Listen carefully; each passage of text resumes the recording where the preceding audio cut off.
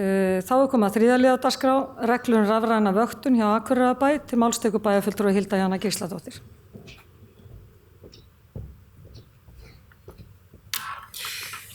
Forseti, ágætu bæjarfulltrúar, hér lögð fram drög að reglum Akureyrarbæjar rafræna vöktun öryggismyndavéla. Bæjarráð samþykkti drögin fyrir sitt leyti þann 23. janúar síðastliðinn og vísaði þeim til afgreiðslu bæjarstjórnar.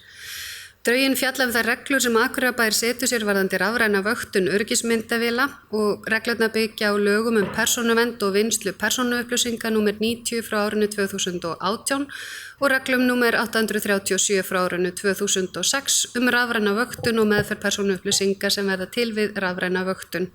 Til upplýsinga þá kemur fram í reglunum umfang vöktunar, tilgangur, meginreglur sem gilda rafræna vöktun, varðveislu persónuupplýsinga sem verða til við rafræna vöktun, skoðun persónuupplýsinga sem verða til við rafræna vöktun, afhendingu persónuupplýsinga sem verða til við rafræna vöktun, andmæli við framkvæmd vöktunar og vöktun lögreglu og neyðarlínu. Það bæjarfulltrúi Hilda Jana Gísladóttir lokið mál sínu og orðið laust.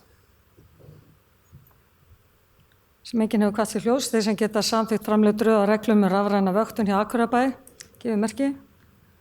Það 11. Takk fyrir það.